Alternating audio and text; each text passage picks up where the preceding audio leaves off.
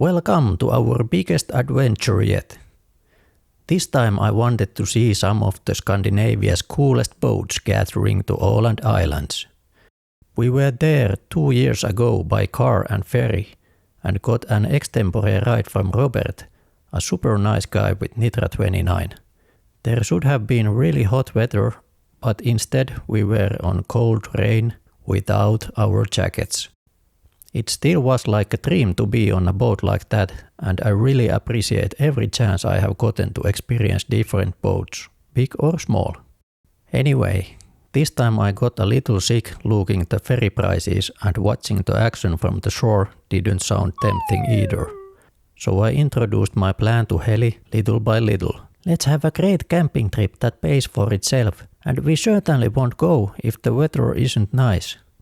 I planned many days to get everything working smoothly on paper. As the departure day came, the weather truly looked pretty good. Only a little high wind on the first day. Boat and gear was packed, so let's go. We had a 3-hour drive from eastern Helsinki to Kustavi.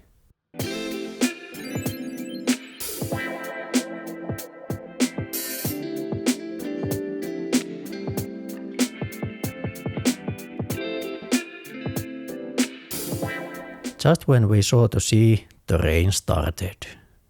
We had a lunch while covering from a quick storm shower.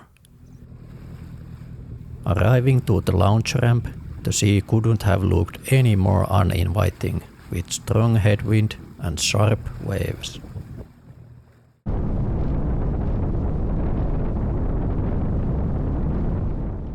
Plan was to get close to Långnäs first day, head to Kobba Klintar to see true offshore racing from Sweden to Åland Islands, have a hotel night at Maarianhamina, head out with the Pokerrun boats to film them, and continue camping towards Kustavi for 1 to 3 nights depending on feeling and weather. It was sharp out there, and then it started raining. I can't describe the feeling better than getting needles shot into my face.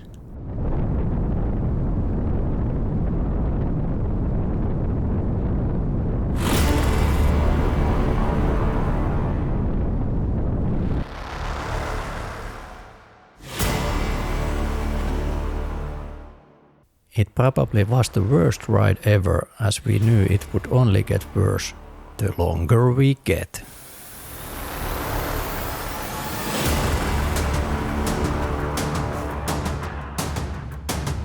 Wind pushing the boat to its side. So frustrating. Idled a few minutes on the start of the longest open section, just thinking, is it doable or not? Let's go!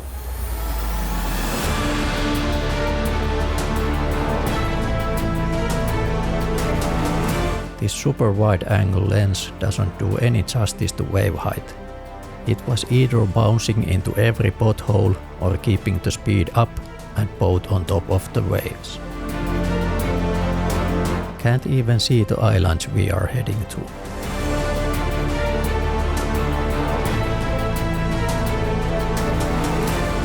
There's nobody there to tell you the right or safe speed. It's all about experience and knowing your boat.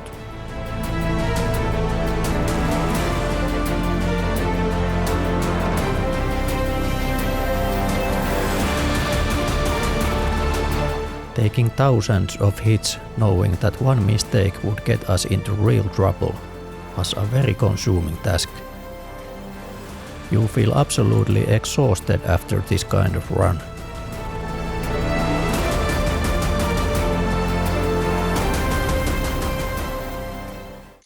It was some big hits and long jumps while trying to keep it as low and level as possible. Google Maps satellite view turned out to be very valuable when planning the beaching spots. In many cases you know the best route beforehand and at least know there isn't a trip-ending sudden pile of rocks. That deck is slippery as ice when wet, so you should be scared of falling off. Water visibility is still under a meter mostly, so caution is needed. Time to find my anchor and jump to the beach.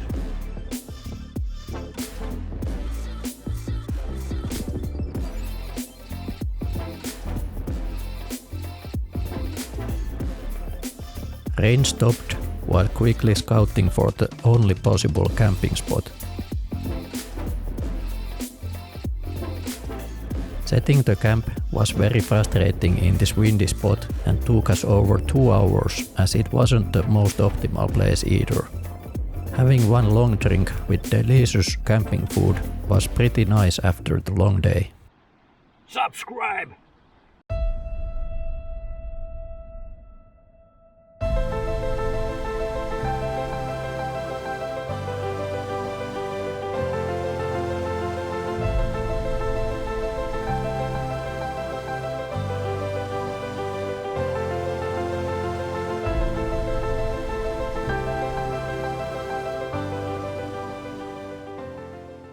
Camp setup survived the winds and we quickly set off after breakfast towards Longsnes Harbor. It should have been a pretty sunny day, but hey, let's enjoy as there's no needles flying at the moment. Fish is being grown on those nets. Enjoying Lumparen. First time not having a headwind at least.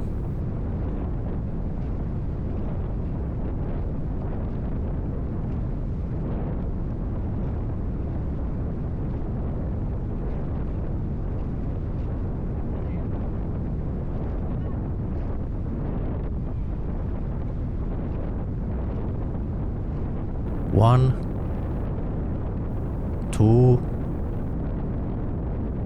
3, 4, 5 motorboats, and one without a mast. Lemströms Canal.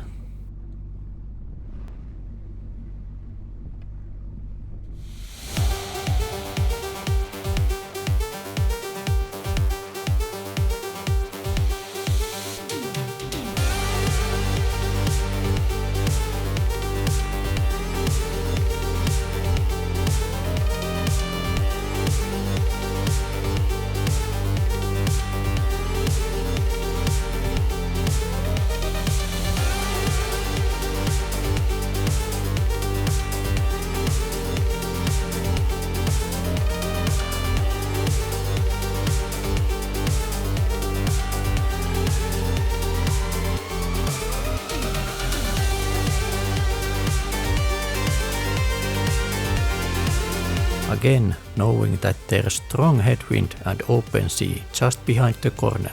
Talk about anticipation.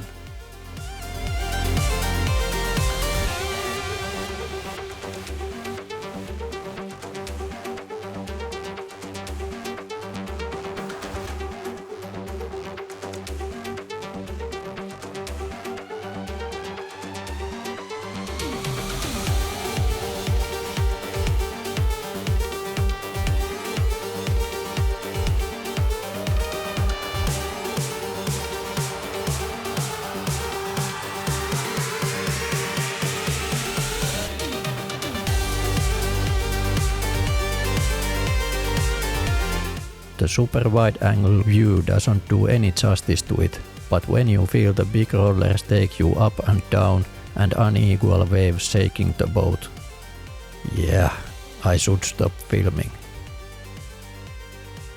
Visiting this kind of places on a calm sunny day is nice, but I would say the strong weather just adds to the experience. Kobba Klintar is the last island between Åland Islands and Sweden.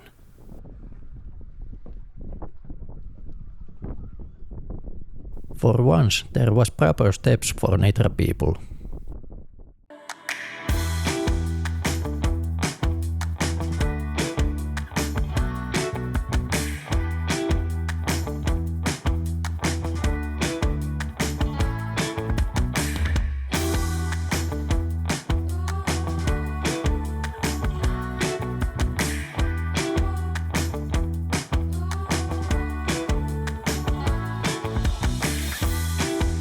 Would you use so much fuel if you had to carry it? I have carried about 4,000 liters to this boat.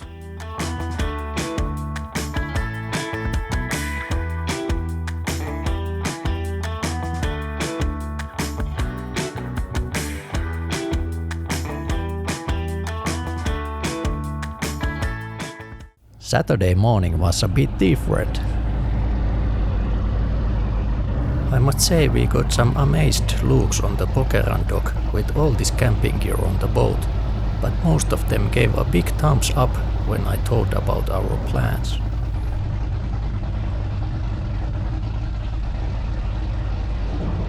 That 41-foot Apache looks like a toy next to that green 55 MTI. Just insane. There's over 2,000 horses on both boats. That Pernikko probably is Finland's most driven speedboat. The whole Gulf of Finland is his playground.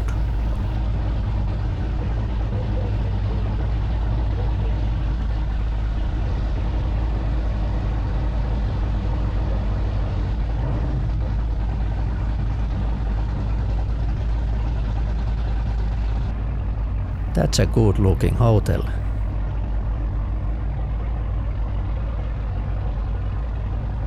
We took a head start to get to the filming spot.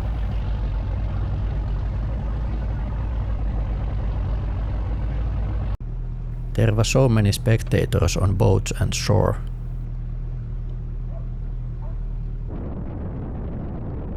Running to the northern part of Lumparn where the boats will run close to us.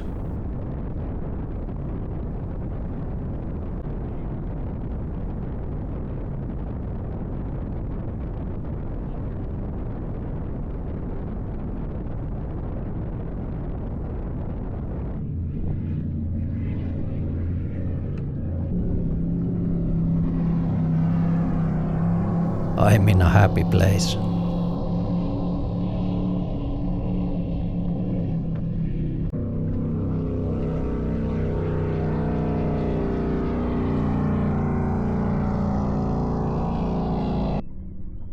Hotel Adlon's pizza guy started early just for us, but even I didn't know the pizza box would be the key to launch the drone on this, again, windy day.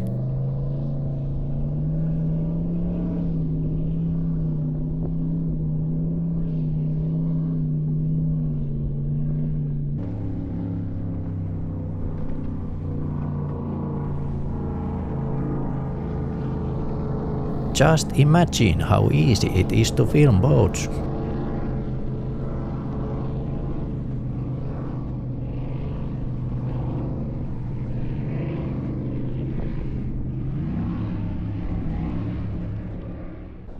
After getting the drone to my own fingers 2 months later, this was painful to watch. Go check my Pokerrun specific video to see the drone views. It was going all over the place because of the wind.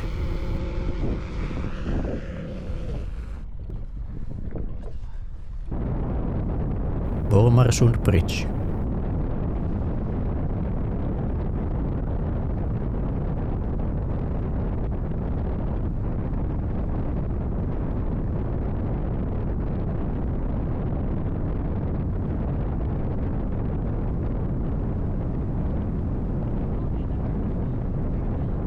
Hummelweek, heading over open section to Seglinge for that launchpad pizza.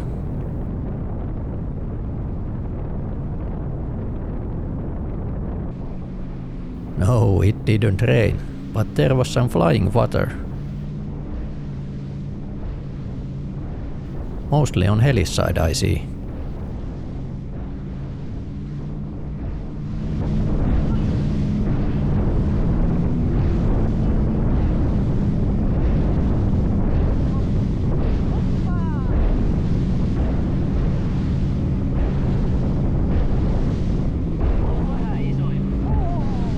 Again needing that 3 foot longer boat.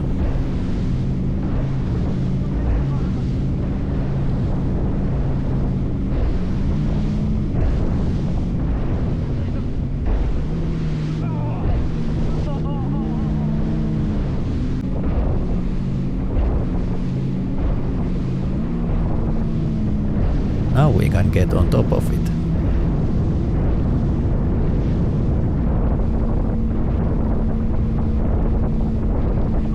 We have tailwind!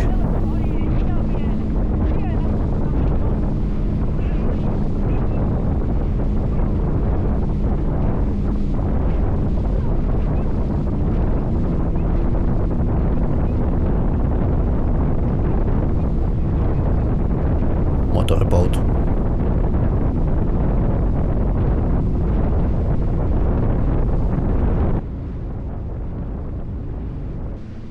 That water always tries to come in when slowing down.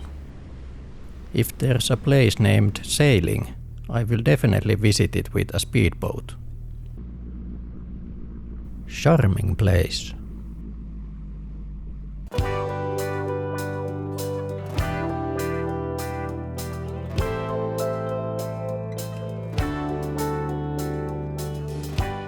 For that one gentleman that sneaked right behind the boat and jumped in the air when I started this straight-piped V8.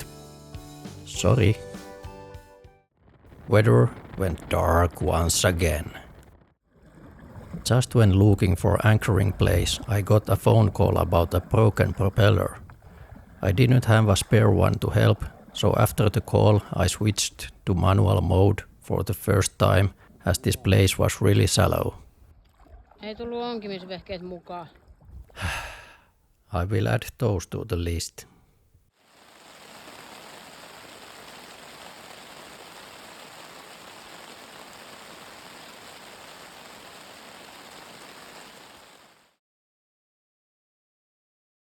After all that rain, the sun can wake me up early.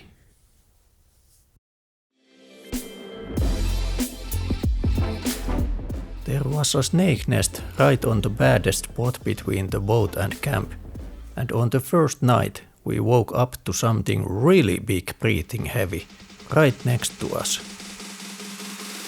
Next day it turned out to be a moose, as it came for another visit.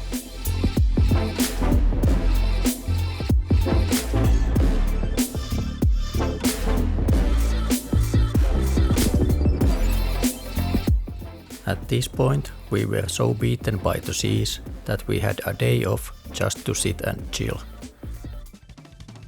Weather was really nice and warm, so we enjoyed the last swim on clean water before it all turned to blue-green alga.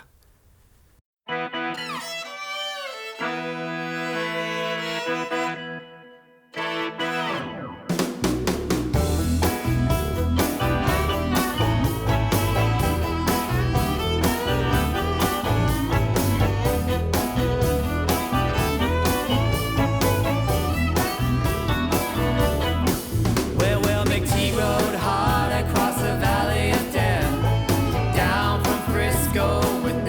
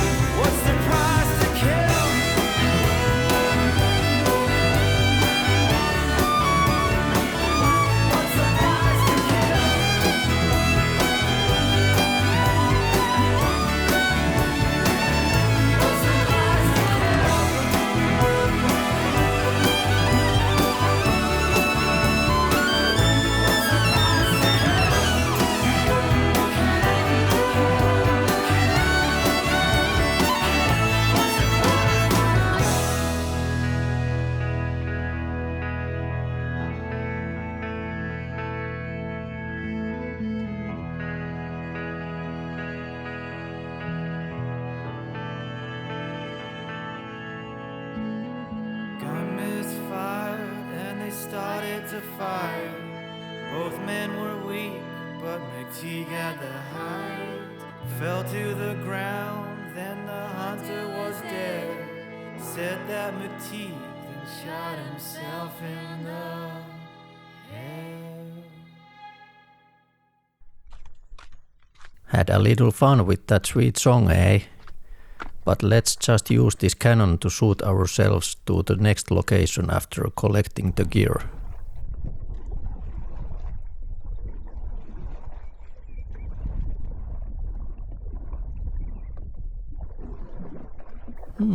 It's a great canoe. Paddling 50 meters was worth being away from uncertain winds.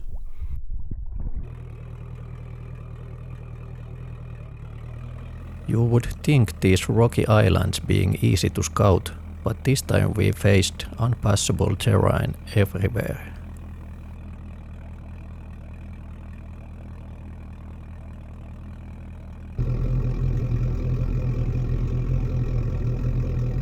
Getting the luggage from the easiest spot to avoid that snake's nest.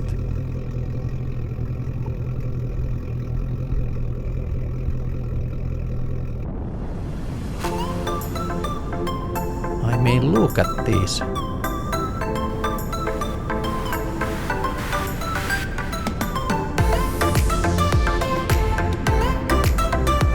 At this point, some of our food was gone. It was a lot easier to keep them cold in the springtime trip. We headed towards Näsby harbor at Houtskär to have a nice lunch and get some drinking water too. Turned out that some of the tall ship race participants were there too. We got a table right in front of our boat and had a tough time keeping our faces straight while hearing about 200 comments of the boat from bypassers. There was all ages and genders giving their opinion of it. One older guy got so excited about the boat's name that he made sure others got the meaning of Moonshine Express as well. It was so fun to visit a place like this with an uncommon boat. Good times. It was a really hot day, and that nasty alga ruined all chances of swimming, but I had a perfectly timed diamond on my sleeve. After a short ride, we arrived to Ahvensaari.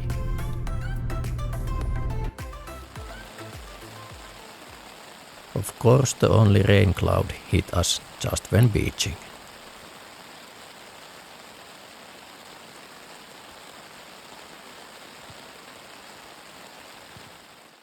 The heat and humidity were insane while carrying all the gear to the top spot of the island. We set the camp up and cooled down on the mining lake that had a perfect water temp.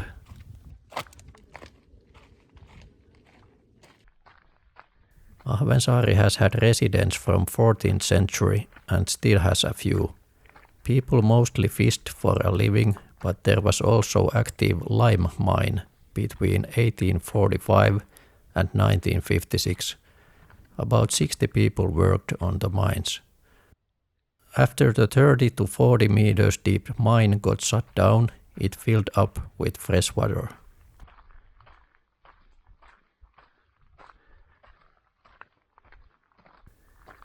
Two weeks earlier, I didn't even know about such a cool place. And here we are, boat traveling it.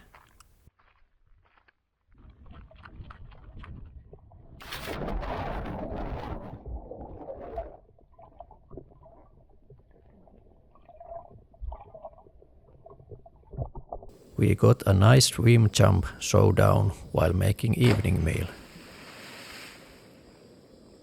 It was a 13-meter jump and a 6 to 7 meters with a backflip.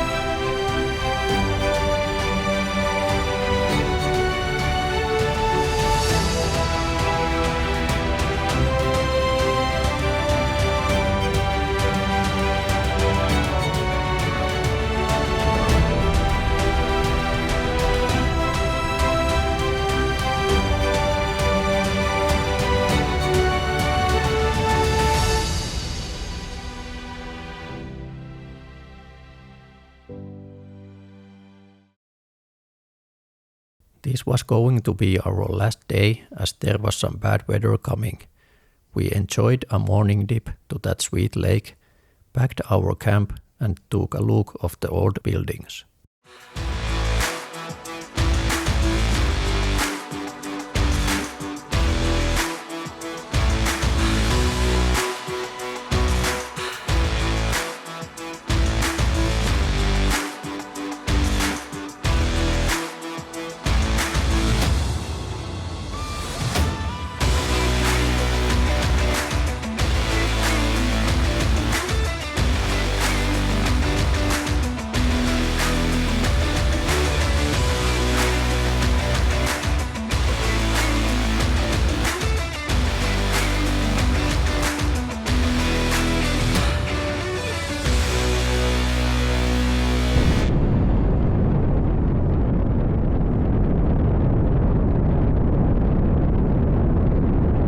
We had a nice tailwind job, so of course I had to test the full camping load speeds.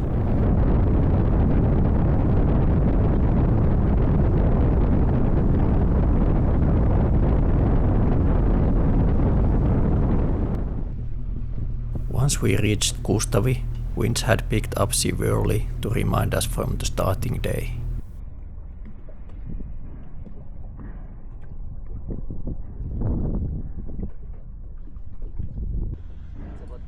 Great place to launch the boat.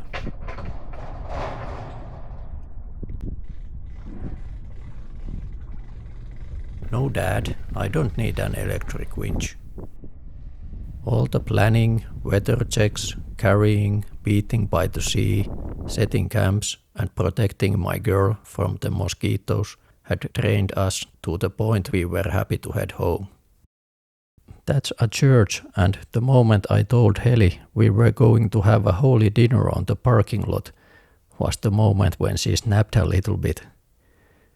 She also thought it was a bit too early when I started to plan a next trip on the way home. Going gradually from 1 night to 3-night trip alone to 5 nights with Heli might leave you wondering what's next. Thanks for watching. See you next time.